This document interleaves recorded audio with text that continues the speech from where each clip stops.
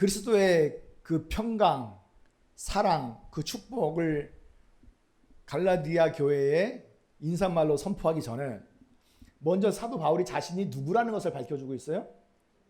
사도라는 것을 밝혀주고 있습니다. 사도. 왜 사도 바울은 자신이 가진 이 사도권을 주장을 했을까? 그것도 갈라디아 서신의 가장 맨 먼저 1장 1절에서 그만큼 사도 바울의 사도권이 어떻게 돼요? 부정당하고 있다는 것을 알 수 있죠. 사도 바울의 사도권이 부정당하고 있는 거예요. 왜냐하면 2장 4절에서 어떤 사람들이 있었냐면은 갈라디아 교회 안으로 가만히 들어온 거짓 형제들이 있었다라는 것입니다. 자, 그들이 무엇을 가르칩니까? 가만히 들어와서 거짓된 복음을 가르치죠.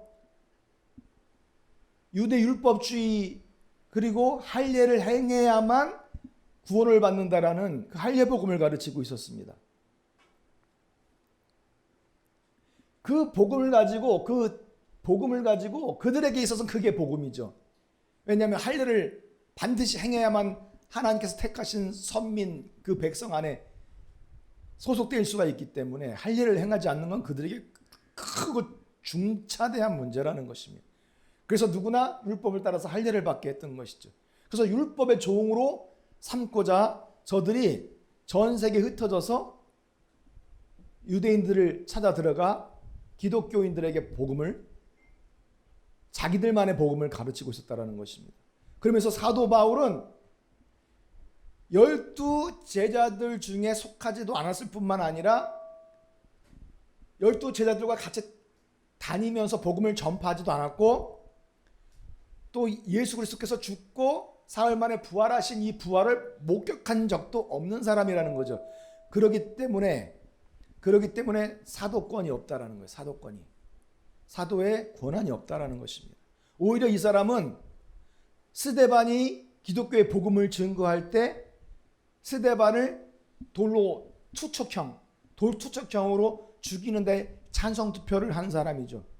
기독교를 박해하기 위해서 저 멀리 남의 나라 저 수리아 땅 다맥색으로 가서 수많은 기독교인들을 잡아다가 옥에 가두고 그리고 처형을 시키려는 목적으로 그 유대 율법주의에 헌신했던 사람이라는 것을 기독교인들은 다 알고 있는 거예요.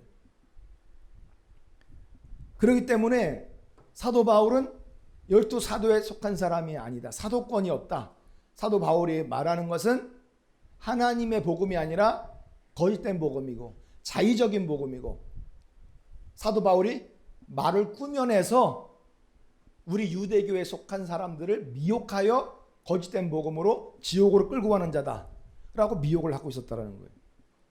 사도권이 부정되는 이 치명적인 상황 가운데서 갈라디아 교회 여러 교회들이 허물어지고 있었다는 것을 우리가 알 수 있습니다. 저들이 이렇게 양의 탈을 쓰고 들어와서 거짓된 복음으로 갈라디아 교회를 무너뜨리고 있었던 것입니다. 자, 그럼 우리 알아야 되는 거 무엇이냐? 사도. 이 사도가 무엇인지 알아야 되죠. 그럼 이 사도는 아포스톨로스예요. 사도, 사자, 전령, 심부름꾼, 배달부, 선구자라는 뜻을 가지고 있어요. 근데 이 단어는 아포스톨로스는 아포랑 스텔로라는 단어에서 유래했습니다. 자, 이 아포는 어디에서부터예요. 그리고 스텔로는 보내다, 어디로 멀리 떠나다, 자리 잡다, 정돈하다 라는 뜻을 가지고 있어요. 자, 그래서 아포와 스텔로가 합쳐진 단어이기 때문에 어원상 이 사도는 어떤 뜻을 가지고 있는 거예요? 그리스도로부터 이 보냄을 받아서 파송된 자라는 것을 알 수 있죠. 예, 그래서 특별한 위임을 받아서 공적인 임무를 수행하는 사람을 말하고 있습니다. 그 공적인 임무는 무엇일까요? 그리스도로부터 또한 그 총회로부터 또 그 모 교회로부터 파송을 받을 때 예수와 복음을 증거하게 했습니다. 그리고 다니는 곳곳마다 교회를 개척을 하게 했고요. 그곳에서 뛰어난 사람들, 말씀을 사모하는 사람들을 가르쳐서 장로로 세웠습니다. 목회자들로 세웠습니다. 자, 그렇게 개척한 교회들을 또한 감독을 했었어요. 감독을 하고, 그리고 문제들이 생기면 권징하는 역할들을 수행했던 사람들입니다. 그들이 바로 아포스톨로서 사도라는 것이죠. 바로 예수님 당시에 이 사도의 자격은 무엇일까요? 시작.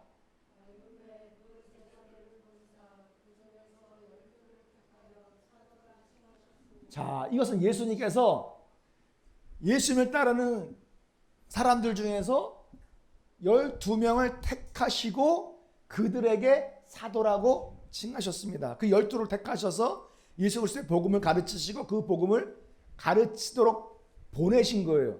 그러니까 보냄을 받은 자다라는 뜻으로 사도라 칭하셨던 것입니다.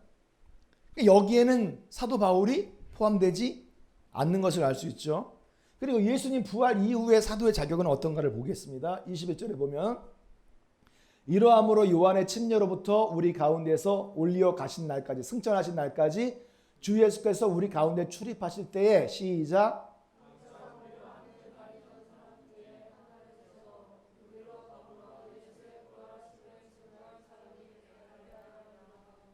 그러죠. 가룟 유다가 예수님을 배반하고 목매달아 죽었어요.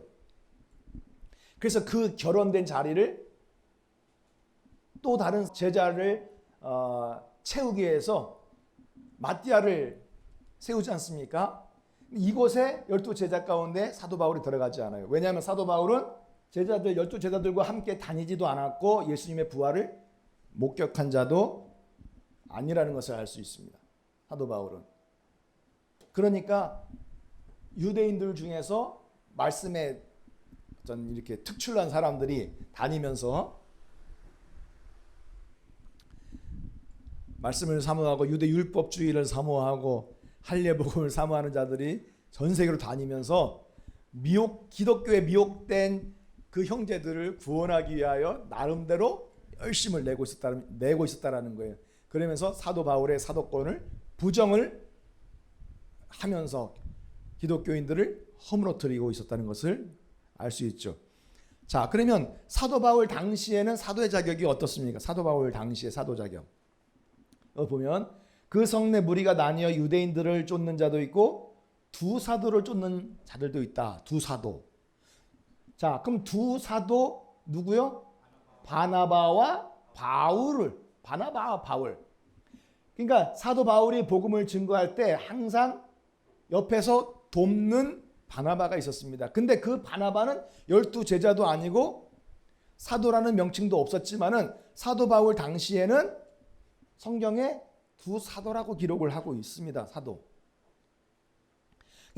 복음 사역을 위해서 함께 돕는 자들, 복음 사역을 위해서 함께 돕는 자들, 예수 그리스도의 복음을 증거하고 교회를 개척하고 세우고 하는 일에 파송을 받은 사람들 중에서 복음을 위해서 함께 동역하는 자들, 그런 자들로 사도의 개념이 어떻게 되세요? 확대되고 있지요. 그렇죠? 예, 복음 사역을 위해서 동역하는 동역자들에게까지 확대되고 있습니다. 자, 여기서도 보면 디도로 말하면 나의 동무여 너희를 위한 나의 동역자고, 디도와 함께 파송된 우리 형제들로 말하면 이름도 없어요. 이름이 없는 어떤 형제들이 있었어요. 그 형제들로 말하면 여러 교회에서 재정을 담당하는 재정집사, 우리 재정집사라고 하지만 재정을 담당하는 사자들이요라고 돼 있는데 이 사자라는 말이 아포스톨로스예요. 이게 뭐라는 얘기예요? 그러면 사도라는 얘기입니다. 사도. 그러니까 터키, 그 에베소, 서머나 이런 두아디라, 버가모, 빌라델피아, 라오디아 이런 교회들에서 재정 사역을 담당했던 이 사람들 중에 몇 사람들을 뽑아서 디도와 함께 고린도 교회로 어떻게 하는 거예요? 파송을 하는 거예요. 파송을 할 때 그에게 뭐라고 칭합니까? 재정집사라고 칭하지 않고 사도라고 칭하는 거예요. 사도라고. 그러니까 사도라는 말은 12제자, 12사도에게만 국한된 명칭이 아니라는 것입니다. 복음 사역을 위해서 함께 동역하도록 파송된 자들, 특별한 공무, 영적인 사역을 띠고 보냄을 받은 그런 사람들을 말하는 거예요. 그런 사람들이 바로 이 사도라는 것을 우리가 알 수 있습니다. 그래서 내가 사도된 근거가 무엇인지 자세하게 설명해 주고 있습니다.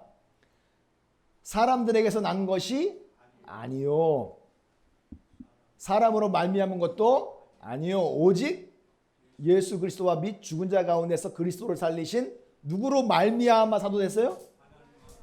하나님 아버지로 말미암아 사도됐다라는 거예요. 하나님께서 직접 사도 바울을 택하셨다라는 거예요. 택하셨다. 내 어머니의 태로부터 나를 하나님께서 택정하셨다. 이거 따로 떼어두신 거예요. 지명하시고 임명하신 거예요. 사도의 사역을 위해서 따로 떼어두시고 지명하시고 임명하셨어요. 은혜로 부르신 거예요. 은혜로 사도의 직무를 감당할 수 있도록 은혜로 부르신 거예요. 무슨 일을 하기 위해서? 예수 그리스도를 이방에 전파하기 위해서 따로 택한 그릇이라는 것을 우리가 알 수 있다는 것입니다. 그러니까 총회로부터 안수를 받아서 사도로 세움을 받거나 어느 모 교회로부터 안수를 받아서 세움을 받아서 사도로 파송된 어떤 그런 케이스가 아니라 처음부터 아예 하나님께서 사도로 택하시고 택정하시고 부르셨다는 것을 알 수 있습니다. 자, 여기서도 보시면 그것은 무엇을 말하는 거예요? 하나님께서 나를 어떻게 부르시고 택정하셨는지 사도행전 9장에서의 그 에피소드를 전제해서 하는 말입니다. 무슨 말일까요? 땅에 엎드러져 들음에 소리 있어 가라사대 사울아 사울아 내가 어찌하여 나를 핍박하느냐. 그러니까 사도 바울이 그때는 사울이 그러니까 사울은 히브리 유대 용어예요. 바울은 그러니까 파울로스 이거 헬라어예요. 이게 이제 폴 이게 돼서 이게 영어예요. 우리나라 말 바울이에요. 같은 사람의 이름을 유대식으로 부르냐, 라틴어식으로 부르냐, 헬라어식으로 부르냐, 영어식으로 부르냐, 한국어식으로 부르냐에 따라서 그 이름이 달라지는 거예요. 근데 왜 이게 여기서 바울로 불려지냐면 이방인의 사도로 헌신하기 때문에 이방인식의 이름을 쓰는 거예요. 근데 이 당시에는 이방인의 사도가 아니었기 때문에 유대식 이름 사울의 명칭으로 나타나죠. 그러니까 기독교인들을 잡아 죽이려고 다메섹으로 가던 도중에 위로부터 호련히 강력한 하나님의 빛이 임하여서 눈을 멀게 했어요. 말에서 떨어졌어요. 그때 하나님께서 말씀하시는 거예요. 사울아 사울아 내가 어찌하여 나를 핍박하느냐. 대답하여 주여 느시오니까 가라사대 나는 내가 핍박하는 예수라. 주께서 가라사대 이 사람은 내 이름을 이방인과 임금들과 이스라엘 자손들 앞에서 전하기 위하여 택한 나의 그릇이다. 그러니까 이방인들에게 예수 그리스도의 복음과 부활을 증거하게 하기 위해서 택한 하나님의 그릇이라는 것을 알 수 있습니다. 이건 전적으로 하나님께서 택정한 사도라는 것을 알 수 있죠. 자, 그렇죠? 그리고 사도 바울이 말하는 건 뭐냐? 나는 하나님께 택정한 사도다. 하나님께 택정한 사도, 나를 완전히 다메섹에서 사도로 부르셨다. 이것을 강조하고요. 하나님을 만났다는 거, 부활하신 하나님을 만났다라는 거죠. 예. 그리고 내가 너희들에게 전파했던 믿음이 무엇인지 아느냐? 거짓 사도의 복음이 아니다. 유대 율법주의의 복음이 아니다. 할례 복음도 아니고 그리스 로마 신화도 아니고 그 로고스 헬라 철학도 아니고 영주주의도 아니다. 내가 전파하는 이 믿음이 무엇인지 아느냐 하면서 그것을 말을 하고 있는 거예요. 그게 인사보다 더 중요해. 그만큼 교회가 와르르 흔들리고 무너져 가고 있었던 거예요. 자기가 생명과도 같은 그 교회의 현실을 내다볼 때 얼마나 마음이 조급하고 급하고 빨리 이 교회를 세워야지, 다독여야지, 믿음으로 굳게 세워야지 하는 그런 마음이 얼마나 그 열망이 컸겠습니까? 그러면서 갈라디아서 1장 21절 24절 보면은 그 후에 내가 이제 제자 사도로 이제 부르심을 받고 내가 수리아와 길리기아 지방에 이르렀으나 유대의 그리스도 안에 있는 교회들이 기독교인들이에요. 유대 땅 안에 있는 기독교인들 또는 이방인 땅에 유대인들이 들어가서 흩어졌잖아요. 흩어진 유대인들이 그렇게 많았잖아요. 왜 흩어졌어요? 유대 율법주의자들이 막 죽이려고 하니까 전 세계로 ht어져 버린 거예요. 그곳에 유대인들이 중심으로 세운 그 회당들이 있었습니다. 자, 그래서 유대인들이 중심이 된 그리스도 안에 있는 그 기독교회들이 나를 얼굴로 알지 못하고 다만 이제 우리를 핍박하던 자가 나를 얼굴로 알지 못해서 3년이 지난 거예요. 사도 바울이, 그러니까 사울이 핍박하던 그 시기로부터 3년 동안은 저 아라비아 땅 어느 곳에서 계시를 받고 있었거든요. 거기서 훈련을 받고 사도로 훈련을 받고 있었어요. 그렇기 때문에 3년이 지나고 나가지고는 이제 그 사울의 얼굴을 이렇게 알아보는 사람들이 별로 없었어요. 그만큼. 자, 다만 우리를 핍박하던 자가 전에 잔해하던 그 믿음을 지금은 이제 그 믿음을 전한다음을 듣고 나로 말미암아 사도 바울로 변화된 사도 바울로 말미암아 영광을 하나님께 돌렸다라는 거예요. 지역 교회들이. 그러니까 사도 바울이 이제 그 믿음을 전한다고 했을 때 이 그 믿음이 무엇이냐는 거예요. 그 믿음이. 그러니까 사도 바울이 전했던 그 믿음은 사도 바울이 원래 자기가 가지고 있었던 유대 율법주의 복음이 아니죠. 어떤 복음이에요? 그가 핍박하고 박해했던 복음이라는 거예요. 그가 핍박하고 박해했던 복음이라는 거예요. 그게 그가 핍박하고 박해했던 예수라는 거예요. 그렇죠? 그것을 알 수 있습니다. 자, 여기서 보면 자, 그래서 땅에 엎드러져 들음에 소리 있어 가라사대 사울아 사울아 내가 어찌하여 나를 핍박하느냐 대답하되 주여 니시오니까 가라사대 나는 내가 핍박하는 예수라. 그러니까 이 하나님의 정체성에 대한 이 계시를 다메섹에서 받은 거예요. 나는 계시 받은 사람이다. 사람들로부터 가르침을 받아서 하나님을 안 것이 아니라 하나님께서 내게 직접 임하셔서 나타나셔서 내가 핍박하던 자가 누구인지, 내가 핍박하던 저 신자들이 누구인지를 하나님이 내게 가르쳐 주셨다는 것이죠. 응? 그때 내가 눈이 멀어서 빛을 받고 내가 눈이 멀었는데 직감적으로 이건 하나님의 나타나심이라고 감지를 하고 내가 뭐라고 불렀느냐? 주여 누이십니까? 내가 주님을 위해서 이렇게 헌신하는데 복음을 자기의 만의 그 율법 복음을 위해서 헌신하고 있고 하고 있는데 갑자기 빛으로 때려서 그냥 넘어져 버리니까 이게 혼동이 일어나는 거. 이거 왜 그러지? 하나님 나를 사랑하셔야 되고 나를 칭찬하셔야 되고 나를 지지하셔야 되고 나를 잘한다라고 더 북돋아 주셔야 되는데 눈이 멀게 만들어 놓으신 거예요. 그러니까 주여 내가 알고 있는 분이 아니십니까? 네 주여 내가 알고 있는 당신이 아니십니까?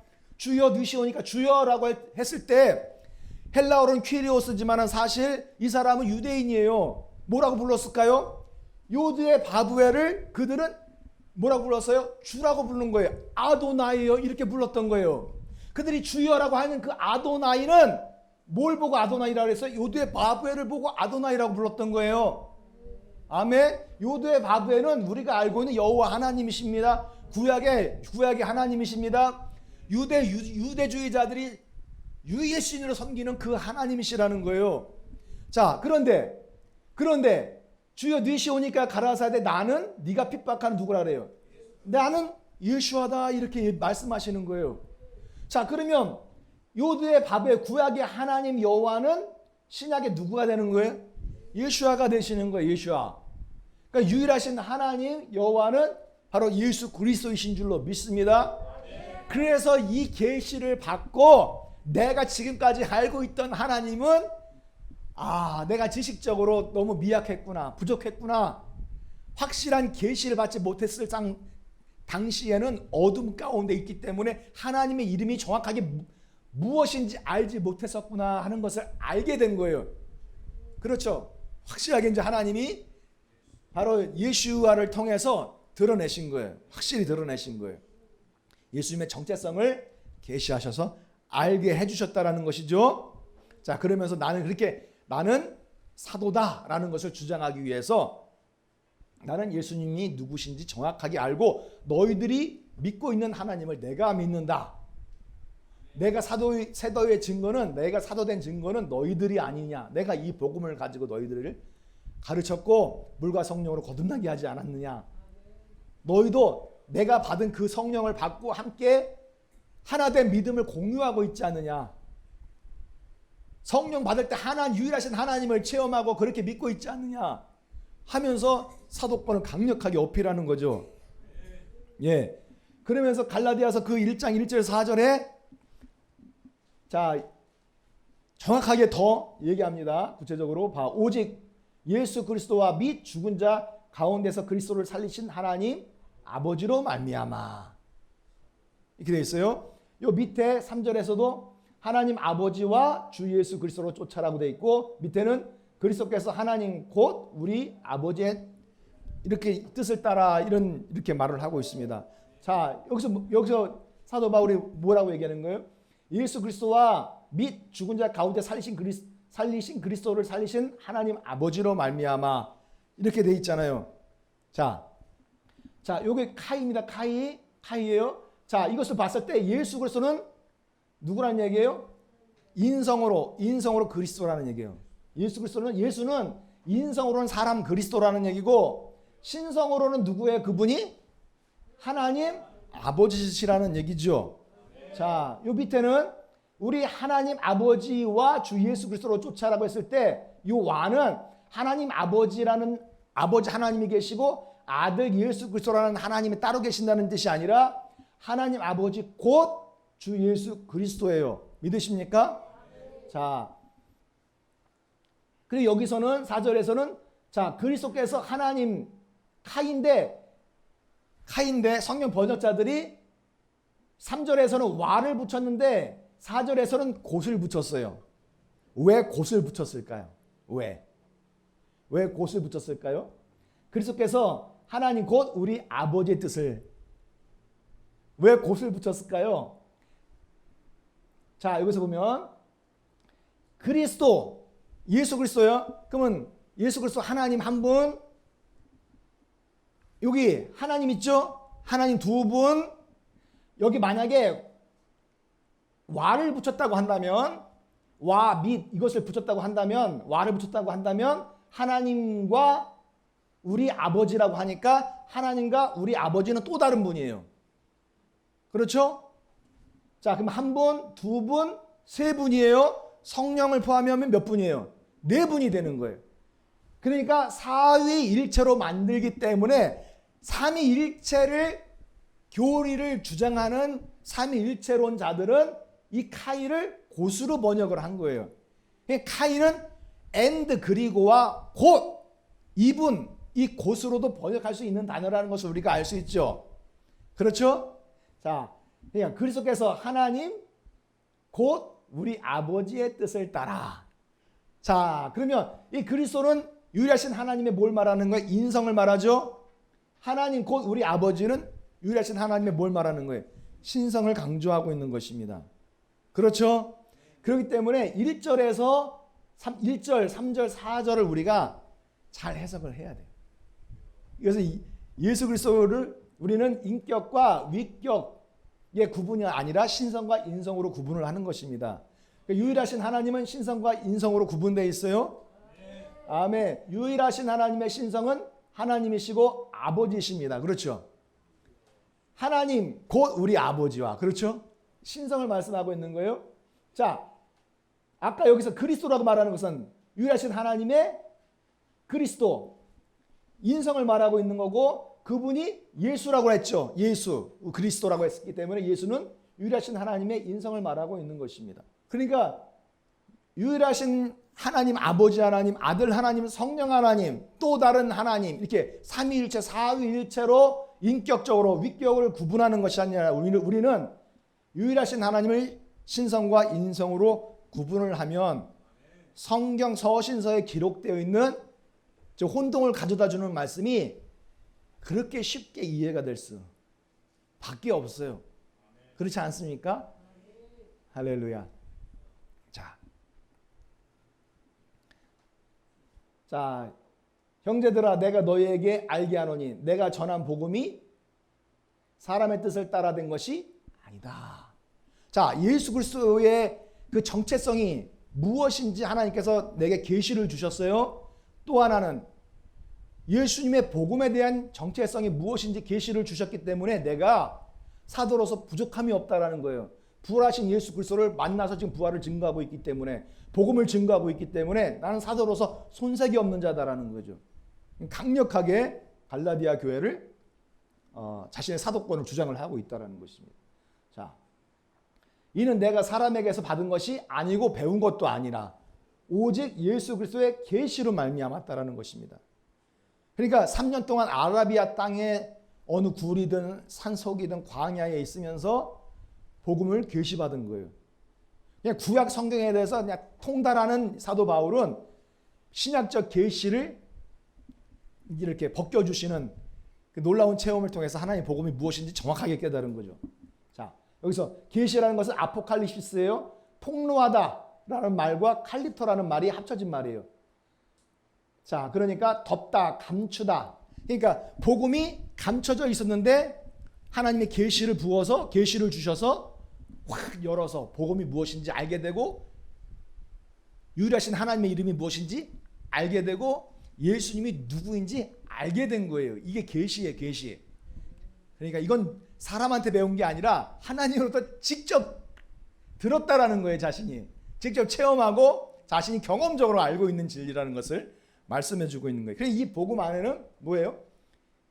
죄를 예수 이름으로 예수님의 십자가에 달리신 예수님을 바라보고 우리의 죄를 회개하고 물침례를 받고 성령 침례를 받는 이 베드로의 천국 열쇠, 이 부분에 대한 계시라는 것을 우리가 알 수 있죠. 사도 바울이 자신이 계시받은 그 복음이 무엇이라고 말을 합니까?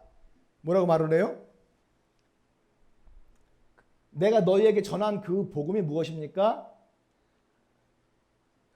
자, 이것은 무엇이냐? 내가 받은 것을 먼저 너희에게 전하였느니 그리스도께서 우리의 죄를 위하여 죽으시고 장사 지낸 바 되셨다가 사흘 만 다시 살아나신 거예요.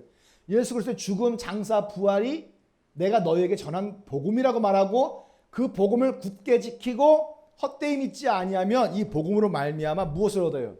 구원을 얻는다라고 고린도 교회에 서신 이 복음을 증거를 했습니다. 그럼 로마 교회에 예수 그리스도의 복음을 구체적으로 자기에게 적용시키기 위해서 어떻게 해야 하는지를 가르쳐주고 있죠. 로마서에서는 6장 4절에 보니까 우리가 그 예수 그리스도의 죽으심과 합하여 침례를 받음으로 그와 함께 어떻게 되는 거예요? 장사된 것이고 만일 우리가 그의 죽으심을 본받아 예수 그리스도의 죽음 장사에 연합한 자가 되었으면 또한 성령 침례를 받음으로 그의 부활을 본받아 연합한 자가 될 것이다라는 얘기죠. 아멘. 아멘. 그래서 자, 성령 침례를 받지 않으면 뭐라고 되어 있습니까? 너희 안에 그리스도의 영이 없으면 그리스도의 사람이 아니라는 거죠.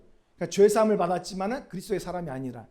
그렇기 때문에 성령을 받음으로 예수 그리스도께서 죽음 가운데서 살아나신 것처럼 다시 우리가 살아난 새로운 피조물, 성령의 사람, 할렐루야.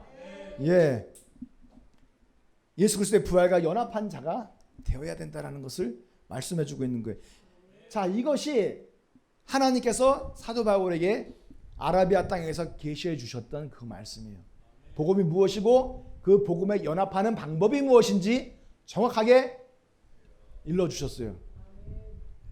그 숨겨져 있던 것을 계시를 통해서 다 드러내신 것입니다. 그러나 아직까지 수많은 기독교인들이 이 복음을 접할 때에 아직까지 유대인들이 수건을 쓰고 있는 것처럼 수건을 쓰고 있어요. 칼빈 복음을 통해서 수건이 쓰여져 있어요. 신천지 복음을 통해서 수건이 쓰여져 있어요. 이단 종교의 가르침을 통해서 수건이 쓰여져 있어요. 그러나 이것이 하나님의 계시를 통해서 사도 바울에 열린 것처럼 오늘 이 말씀을 듣는 자들에게 쓰여졌던 이 수건이 벗겨지기를 예수님의 이름으로 축원합니다. 할렐루야. 자, 마태복음 28장 19절에 너희는 가서 모든 족속으로 제자를 삼아 아버지와 아들과 성령의 이름으로 침례를 주고. 그러니까 예수님께서 승천하시면서 마지막 유언으로 500여 형제들 앞에서 명령을 하시는 것입니다. 명령을 하시는 거예요. 지상 최대의 명령입니다. 아버지, 아들과 성령의 이름으로 침례를 주라 그렇게 말씀을 하셨습니다. 자, 근데 이것이 이름이 명사인데 목적격 명사고 단수예요.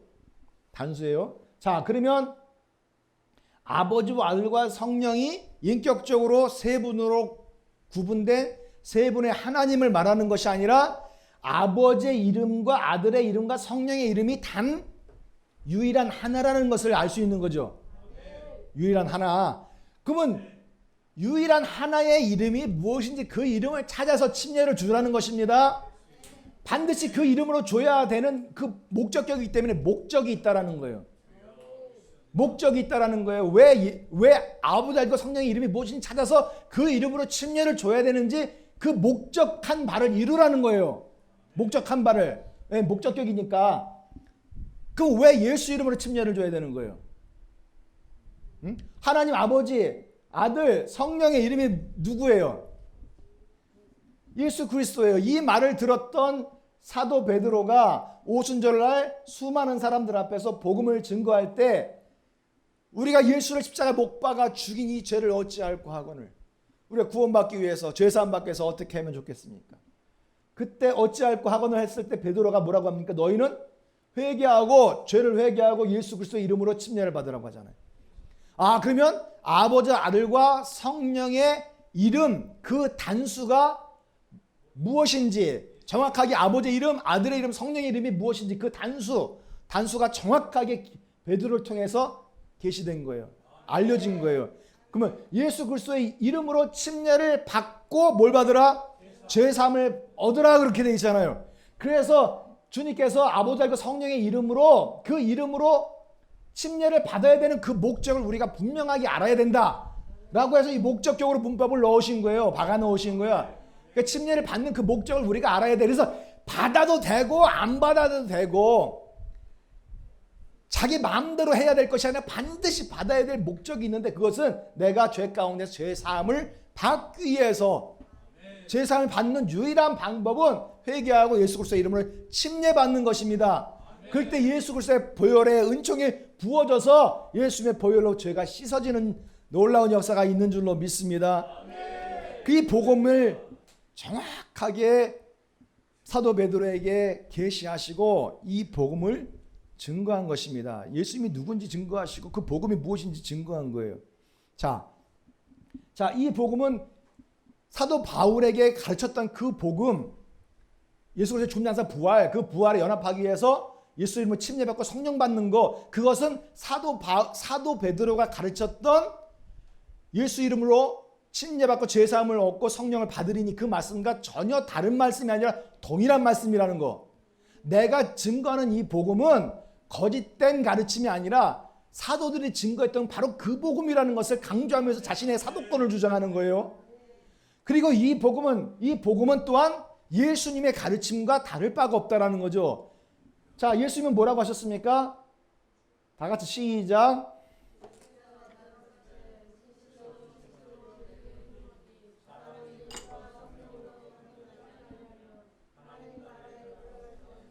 그렇죠. 그러면 사람들이 이 요한복음 3장 3절에서 이 물이 무엇입니까 하면 뭐 성령이라고도 하고 말씀이라고도 해. 대부분 말씀이라고 하거든요.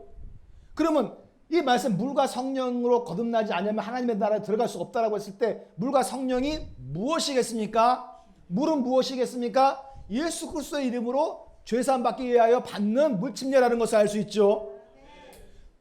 그리고 성령은 방언 표적을 통해서 받는 성령 침례라는 것을 알 수가 있습니다.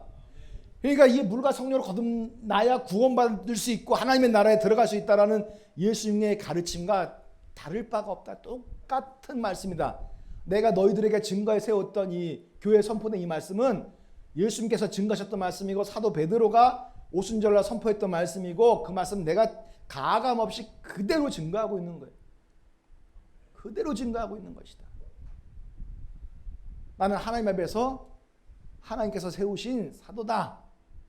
사도다.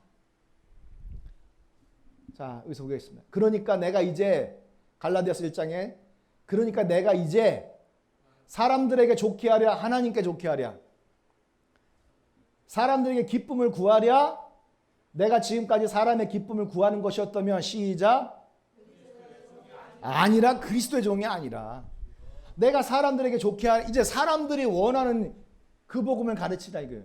유대주의자들이 가르치는 유대주의자들이 기뻐할 만한 그 할례 복음을 내가 가르쳐야 되겠느냐 영주주의에 가르치면 가르쳐야 되겠느냐 수많은 사람들이 따르고 있는 로마 그리스도 신화를 내가 가르쳐야 되겠느냐 이거예요. 내가 사람들이 기뻐할 만한 그런 소리를 해야 되겠느냐 이거예요. 아니죠. 내가 사람의 기쁨을 구하는 것이었다면 그리스도의 종이 아니라 그리스도의 사도가 아니라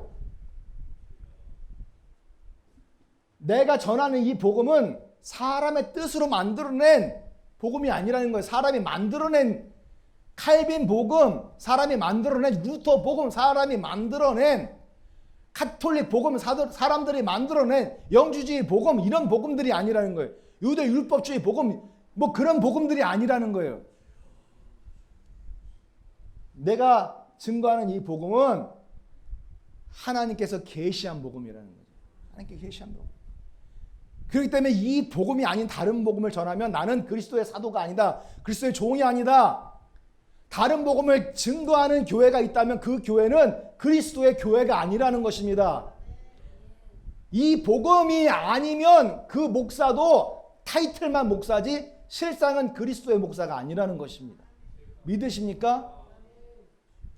할렐루야. 그래서 이것은 계속 전쟁이 일어나고 있는 거예요. 하나님의 교회와 사탄의 교회, 하나님의 목자와 거짓 목자, 하나님의 진리와 거짓 교리가 지금도 계속적으로 다투고 싸움을 하고 전쟁하고 있어요. 이게 영적 전쟁이라고 하는 것입니다. 영적 전쟁이에요. 그렇기 때문에 갈라디아서 1장 8절 9절 우리나 혹 시작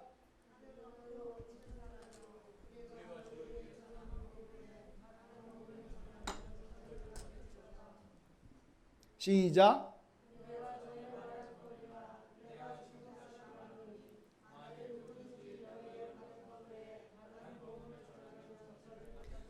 자, 8절 9절에서 강력하게 선포하는 두 가지의 단어. 다른 복음을 전하면 뭘 받아요? 저주받는 거예요. 반복적으로 쓰여지는 말이기 때문에 이게 얼마나 두렵고 무서운 말씀입니까? 지금 갈라디아 교회 너희 교회들 가운데 들어와 있는 가만히 들어와서 그들의 복음을 증거하고 있는데 그 복음은 하나님께서 계시하신 완전한 복음이 아니다. 다른 복음이다. 비슷한 것처럼 보이지만 다른 복음이다. 그 복음을 전하면 그들이 비록 하늘에서 내려온 천사들이라 할지라도 저주받는다라는 거예요. 저주가 선언된 거예요. 저주가. 이 복음 외에 다른 복음은 저주가 선언돼 있어요. 근데 이것을 내가 무시하고 꽁꽁 숨겨놓고 나는 괜찮아. 한 번 구원은 영원한 구원이야. 이 칼빈 복음은 모든 믿는 사람들이 다 믿고 있는 복음이야. 나는 안전해. 그렇게 아무리 되뇌인들 그 복음이 그들에게 하나님의 나라에 들어갈 수 있는 구원을 줄 수 있느냐는 거예요.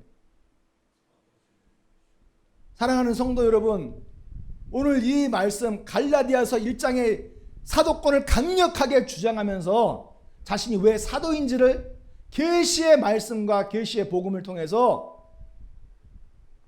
나타내고 있습니다. 사랑하는 성도 여러분, 여러분들이 그리스도에게 합당한 집사님이고 성도님이고 목회자라는 사실은 무엇을 통해서 나타나는 것입니까? 바로 이 복음을 통해서 나타나는 것입니다. 예수 그리스도의 정체성, 예수님에 대한 그 신관이 어떤 신관을 가지고 있는지 여기에서 결정되는 줄로 믿습니다. 타이틀만 집사라는 타이틀을 가지고 신앙생활하는 사람 되지 마시고 그리스도로부터 이 복음을 가지고 파송된 사도로서 헌신하는 분들이 되시기를 예수님의 이름으로 축원합니다. 아멘. 이 복음만이 이 복음 안에 거할 때만이 비로소 안전한 반석 위에 거하는 것이고 예수님이 우리의 안전한 피난처가 되어 주실 줄로 믿습니다. 다른 복음 때문에 저주받는 사람이 이곳에 한 사람도 없게 되기를 원합니다. 다 구원받고 하나님의 나라에 들림을 받는 휴거 성도들이 되시기를 예수님의 이름으로 축원합니다. 아멘. 할렐루야, 할렐루야.